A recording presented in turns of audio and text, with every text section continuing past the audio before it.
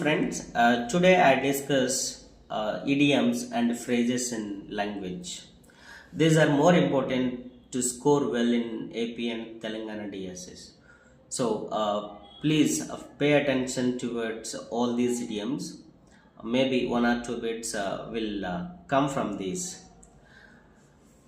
మీకు కొన్ని ఈడియమ్స్ చెప్తాను, అవి మీకు ఎగ్జామ్లో వచ్చే అవకాశం ఉంటుంది. కొన్ని నేను తెలుగులో కొన్ని సందర్భాలు చెప్తాను, వాటిని ఇంగ్లీష్లో ఏమంటారో కొన్నిసార్లు మీరు ఆలోచించి నాకు ఆన్సర్స్ కూడా చెప్పవచ్చు. ఫర్ ఎగ్జాంపుల్ మగరాయుడు, దాన్ని మనం ఇంగ్లీష్లో ఒక పదంతో చెప్పాల్సి వస్తే కొంచెం కష్టమైనటువంటి పని.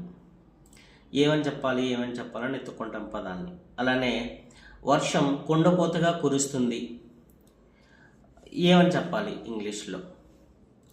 ఇలా కొన్ని సందర్భాలని తెలుగు నుండి ఇంగ్లీష్కి ట్రాన్స్లేట్ చేయడం అనేది కష్టం. సో ఇలాంటి కొన్ని క్లిష్టమైనటువంటి సందర్భాలను ఇంగ్లీష్లో చెప్పడానికి మనం ఈ ఇడియమ్స్, ఫ్రేజెస్ లాంటి వాటిని మనం ఉపయోగించుకోవడం జరుగుతుంది. వాటిలో కొన్ని ఈ ఈసప్స్ రాసినటువంటి కథల నుంచి వచ్చిన కొన్ని ఈ ఇడియమ్స్ని ఎక్స్ప్లెయిన్ చేయడానికి ట్రై చేస్తాను. The first one is the dog in the manger. Manger అంటే తెలిసిందే. మేంజర్ అంటే ఏంటి? తొట్టె లేదా గోళం. So dog in the manger అసలు ఈ వర్డ్ లాంగ్వేజ్లోకి ఎలా వచ్చింది అని అంటే, ఈసప్స్ రాసినటువంటి కథల్లో ఒక కథ. అసలు దీని అర్థం ఏంటంటే, ఒక వ్యక్తి వాడు ఎంజాయ్ చేయడు, పక్కన ఉన్నవాడిని ఎంజాయ్ చేయనీడు, వాడు తినడు, ఇంకొకడిని తిననివ్వడు, అంటే వాడు చెయ్యడు, ఇంకొకడిని చెయ్యనివ్వడు. అలాంటి వాళ్ళు మన ఫ్యామిలీలో, ఫ్రెండ్స్లో, మన చుట్టుపక్కల ఎక్కడో ఒకడు ఉంటారు. అలాంటి వ్యక్తిని మనం ఏమని డిస్క్రైబ్ చేయొచ్చు అంటే, as he's like a dog in the manger అనొచ్చు. ఈసప్స్ రాసినటువంటి స్టోరీలో కొన్ని యానిమల్స్ ఉంటాయి. యానిమల్స్ తినడానికి, అంటే మనకు తెలిసిన ఆవు, ఎద్దు, గేదె లాంటి వాటికి ఆహారం పెట్టడానికి ఒక పాత్రను అరేంజ్ చేస్తారు. దాన్ని గోలెం అని అంటాం. ఈ యానిమల్స్ అన్నీ కూడా ఒక గ్యాదర్ అయినప్పుడు అవి తినడానికి రకరకాల పాత్రలు ఉంటాయి. ఈ బఫలో, కౌస్, ఆక్స్ లాంటివి వెళ్ళి తినడానికి సపరేట్గా ఈ మేంజర్ ఉంటుంది. అయితే ఆ మేంజర్లోకి ఇప్పుడు ఎవరు వచ్చి పడుకున్నారు అని అంటే, ఆహారంలోకి, ఆ తొట్టిలోకి, అంటే ఆ ఆహారం వేసినటువంటి ఆ తొట్టిలోకి ఇప్పుడు ఎవరు వచ్చి పడుకున్నారు అని అంటే, డాగ్ వచ్చి పడుకునుంది ఆ గోళంలోకి. ఇంతకీ ఆ గోళంలో ఉన్నటువంటి ఆ ఫుడ్ ఏదైతే ఉందో దాన్ని డాగ్ తిందో, కుడితిని డాగ్ తిందో. కానీ తినగలిగే అవకాశం ఎవరికి ఉంది? ఆక్స్, అంటే ఎద్దు, ఆవు, గేదెలు తినగలవు. అందులో ఎవరున్నారు? డాగ్ ఉంది. ఈ ఆవు వచ్చి చూస్తే అందులో ఎవరున్నారు? ఫుడ్కి బదులు డాగ్ ఉంది. అంటే ఈ డాగ్ ఆ గోళంలో ఉన్నటువంటి ఫుడ్ని తినదు, తినగలిగే అవకాశం ఉన్నటువంటి ఆవు లేదా ఎద్దుని తిననివ్వదు. సో ఇలా మనకి ఎవరైనా వాడు ఎంజాయ్ చేయడు, మరొకరిని ఎంజాయ్ చేయనివ్వడు, వాడు చేయడు, ఇంకొకరిని చేయనివ్వడు అనే సందర్భంలో మనం ఈ వర్డ్ని ఉపయోగించుకోవచ్చు. అదే dog in the manger. Next, out of the frying pan into the fire. ఇది మనం తెలుగులో అంటుంటాం కదా, ఏంటిది? పెనం మీద నుండి పొయ్యి మీద పడినట్టు అంటాం కదా, చాలాసార్లు ఉపయోగిస్తూ ఉంటుంటాం. పెనం మీద నుండి పొయ్యి మీద పడినట్టు అంటే ఒక కష్టం నుంచి మరొక కష్టంలోకి ఎంటర్ అవ్వడం, అనుకోకుండా మరో కష్టంలోకి ఎంటర్ అయిపోవడం. ఇలాంటి సందర్భాన్ని మనం ఇంగ్లీష్లో ఎలా చెప్పొచ్చు అంటే, out of the frying pan into the fire అని చెప్పవచ్చు. అంటే to move from the bad situation to that is worse. ఒక సిచ్యువేషన్ నుండి మరొక సిచ్యువేషన్లోకి ఎంటర్ అవ్వడం, అంటే ఒక ఉన్నదే మన బ్యాడ్ సిచ్యువేషన్, దాని నుంచి ఇంకొక బ్యాడ్ సిచ్యువేషన్లోకి ఎంటర్ అయిపోవడం అని చెప్పాలి. ఈ కథలో కొన్ని యానిమల్స్ ఉంటుంటాయి కదా. ఒక యానిమల్ ఏం చేస్తాయంటే, ఒక జింక అడవిలో గడ్డి మేస్తూ ఉంటుంటుంది. ఆ టైంలో కొన్ని హౌండ్స్, అంటే అడవి కుక్కలు వెంట పడతాయి దాన్ని. వాటి నుండి తప్పించుకోవడానికి జింక పరిగెత్తుతూ ఉంటుంది. పరిగెత్తి చాలా సమయం వెచ్చిస్తుంది. అవి కూడా అలసిపోకుండా పరిగెడుతూ ఉంటాయి జింక వెనుక. ప్రాణాన్ని కాపాడుకోవడానికి అటు ఇటు తిరిగి ఒక చిన్న కేవ్ ఉంటే ఆ కేవ్లోకి ఎంటర్ అవుతుంది. చిన్న గుహ ఉంటే ఆ గుహలోకి ఎంటర్ అయిపోద్ది ఈ జింక. ఆ హౌండ్స్ వెంటనే పరిగెత్తుకుంటూ వస్తాయి దాని వెంట. ఈ జింక వెనక. ఇది తప్పించుకొని ఈ కేవ్లోకి ఎంటర్ అయిపోద్ది. ఆ కేవ్ ఈ హౌండ్స్కి కనిపించక బయట ఉండి ఎదురు చూస్తూ ఉంటుండే ఎక్కడికి ఎటు వెళ్ళిందా అని. ఇంతలో కేవ్లో ఎవరు ఉంటారంటే లయన్ ఉంటుంది, సింహం ఉంటుంది. అంటే ఇప్పుడు ఎవరిని తప్పించుకొని ఎవరి దగ్గరికి ఎంటర్ అయిపోయింది జింక అంటే ఈ ఈ అడవి కుక్కల్ని తప్పించుకొని తిరిగి మళ్ళీ ఎవరి దగ్గరికి వెళ్ళింది, ఇంకా ప్రమాదకరమైనటువంటి అడవికి రాజైనటువంటి సింహం దగ్గరికి వెళ్ళింది. సింహం ఊరుకుంటుందా? సింహం అయినా చంపి తింటుంది. బయటకు వస్తే ఈ అడవి కుక్కలు కూడాను చంపి తింటాయి. అంటే ఇలా ఏదైనా అంటే విషయం. సో ఇలా మనం పెనం మీద నుంచి పొయ్యి మీద పడడం అని ఏదైనా చెప్పాల్సి వచ్చినప్పుడు, లేదా ఒక కష్టం నుంచి మరో కష్టంలోకి ఎంటర్ అయ్యాను అని చెప్పడానికి ఇలా మనం out of the frying pan into the fire అని చెప్పవచ్చు. అలానే సోర్ గ్రేప్స్, ఇది ఒక ఇడియం. సోర్ గ్రేప్స్ ఇది కూడా మనకి ఈసప్స్ రాసినటువంటి ఫేబుల్స్ నుంచి వచ్చినటువంటి కథల్లోని పదం ఇది. ఈ కథలో ఏంటంటే ఒక ఫాక్స్ ఉంటుంది. ఆ ఫాక్స్ బాగా ఆకలిగా ఉంటుంది. అడవి మొత్తం దొరుకుతుంది, ఏమైనా ఫుడ్ దొరుకుతుందా తిందాము అని చెప్పి. ఎటు చూసినా ఎక్కడ ఫుడ్ లభించదు ఈ ఫాక్స్కి. ఇక బాగా అలసిపోయి తిరిగి అలసిపోయి సరే ఇంకా రెస్ట్ తీసుకుందామని వెళ్ళిపోతూ ఉన్న సమయంలో ఒక చెట్టుకి వేలాడుతున్న కొమ్మ మీద ఒక తీగ అల్లుకొని ఉంటుంది. ఆ తీగకి గుంపుగా ఈ గ్రేప్స్ బాగా పండి ఉంటాయి అన్నమాట. అది చూస్తుంది ఫాక్స్. అలా వేలాడిన ఫ్రూట్స్ అంటే గ్రేప్స్ బాగా పండి ఉన్నటువంటి వాటిని చూస్తుంది. చూసి అమ్మయ్య ఇప్పటికి నా ఆకలి తీర్చుకునే అవకాశం లభించింది, వీటిని ఏదో విధంగా తినేద్దాం, తిని ఆకలిని సరిపెట్టుకుందాం అనుకుంటుంది. అనుకొని వాటిని అందుకోవడానికి ప్రయత్నిస్తూ ఉంటుంది. ఆ కొమ్మ ఏమో కాస్త హైట్లో ఉంటుంది. ఆ తీగకు వేలాడుతున్నటువంటి గ్రేప్స్ని పొందడానికి ప్రయత్నిస్తూ ఉంటుంది ఫాక్స్. కానీ ఎగరలేక మళ్ళీ కింద పడుతుంటుంది. ఎగురుతుంది, కింద పడుతుంది, ఎగురుతుంది, కింద పడుతుంది. చాలా ట్రయల్స్ చేస్తుంది. అల్టిమేట్గా దాన్ని పొందలేకపోతుంది. ఇక విసిగొచ్చి ఇప్పటికే ఆకలితో అలమటించిపోయింది.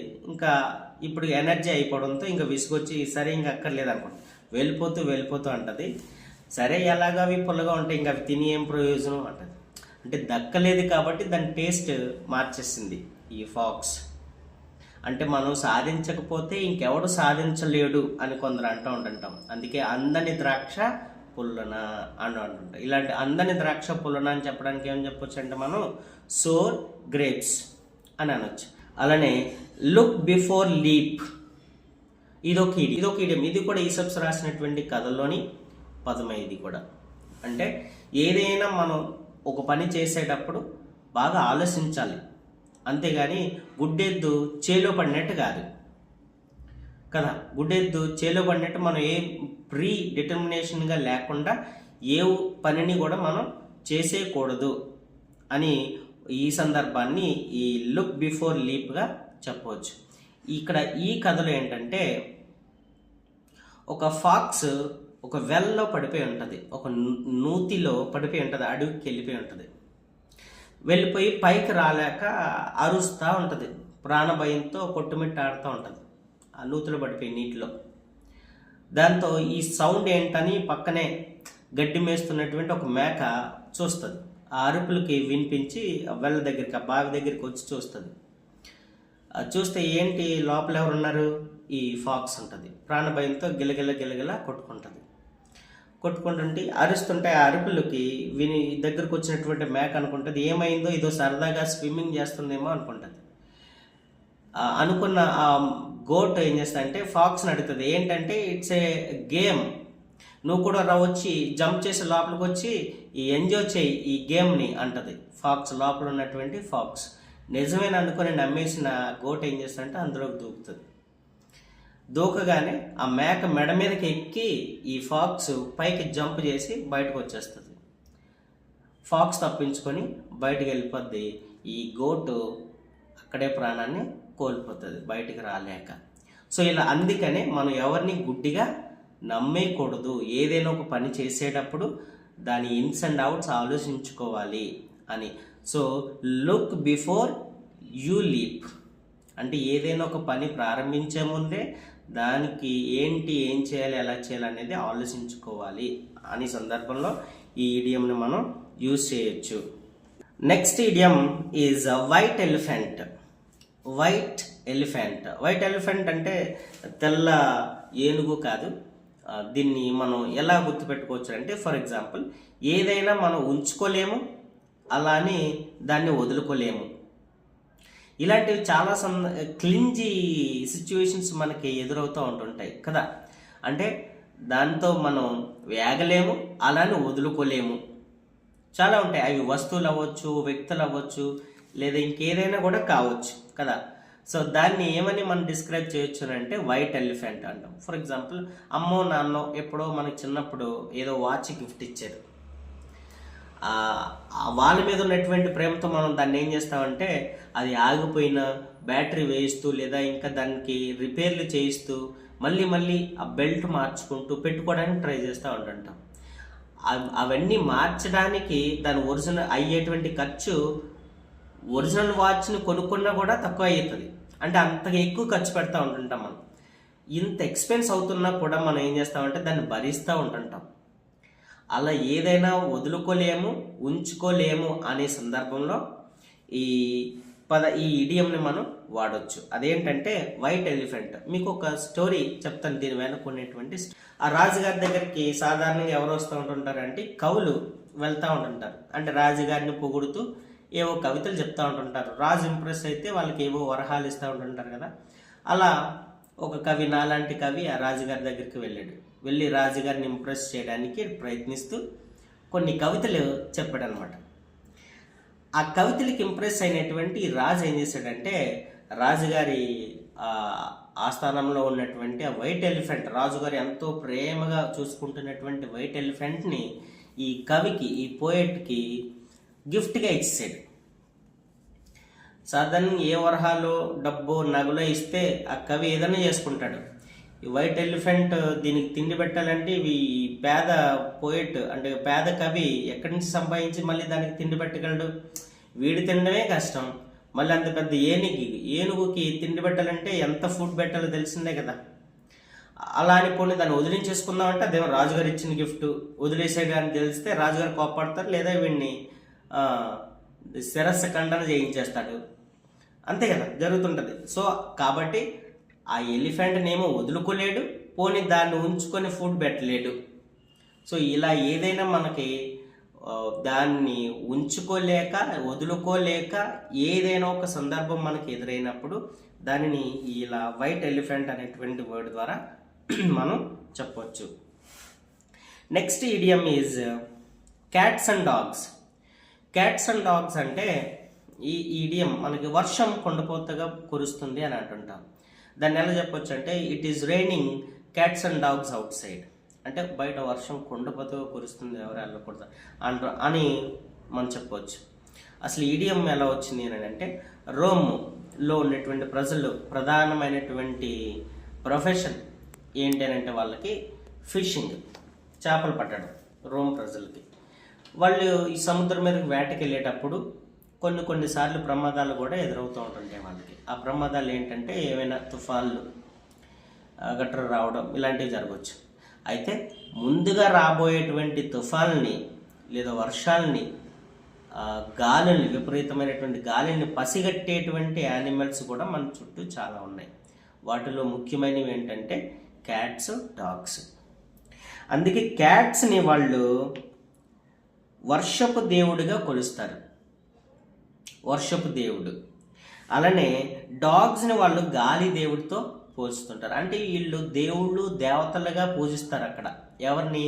డాగ్స్ని, క్యాట్స్ని. ఎందుకనంటే ఇవి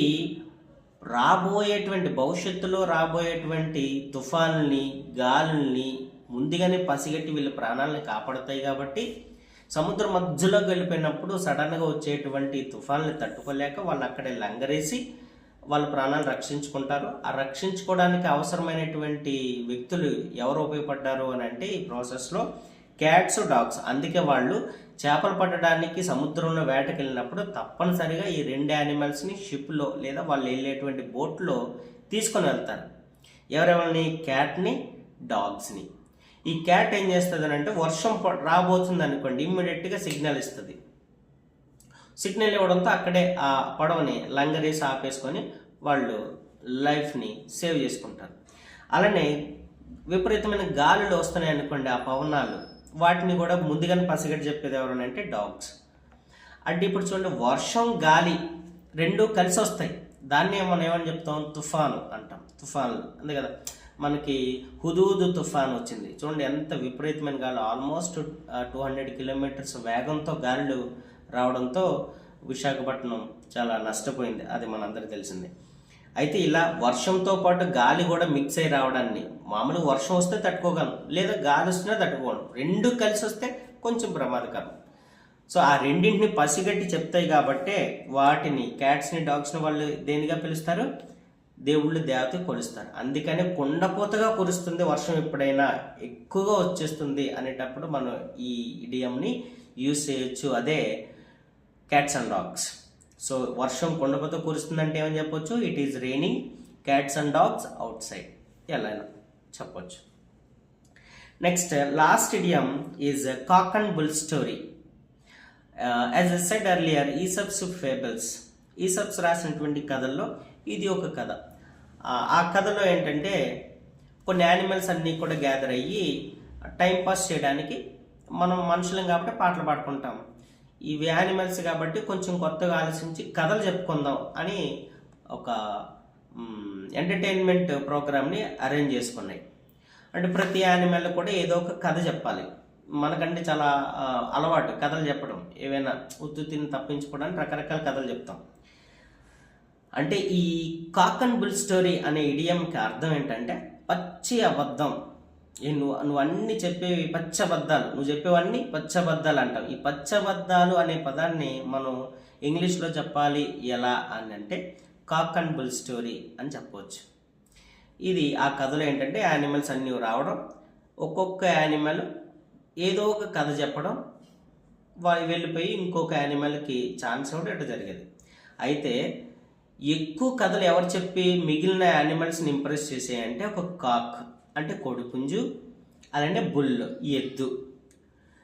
మనకి ఇప్పుడు డౌట్ రావచ్చు, అవి యానిమల్స్ కదా మాట్లాడు, వాటి ఇప్పుడు మనకు తెలిసింది కదా యానిమల్ కమ్యూనికేషన్ ఎట్లా జరుగుతుంది అంటే, యానిమల్కి బాధ వచ్చినా ఒకేలా అరుస్తుంది, సంతోషం కలిగినా ఒకలాగా అరుస్తుంది. కాకిని మనం కొట్టామనుకోండి నొప్పి వస్తుంది, నొప్పి వచ్చినా కావు అంటాం. లేదు కాకి సంతోషం వచ్చినా కావని అరుస్తుంది. మనిషి అనుకోండి, మనం బాధ కలిగితే ఒకలా, సంతోషం వస్తే ఒకలా అరుస్తాం కదా. మనకి కమ్యూనికేషన్ వేరు, వాళ్ళ కమ్యూనికేషన్ వేరు. అయితే యానిమల్ ఇవి కథలు చెప్పడం ఏంటి, వీటికి మాటలే రావు కదా, అవి కథలు చెప్పడం ఏంటి, మళ్ళీ ఎక్కువ కథలు చెప్పడం ఏంటి అనేది మనకు అర్థమవుతుంది. అంటే ఏంటంటే ఏదైనా ఒక పచ్చి అబద్ధం, అది అబద్ధం అనే కదా తెలుస్తుంది మనకి.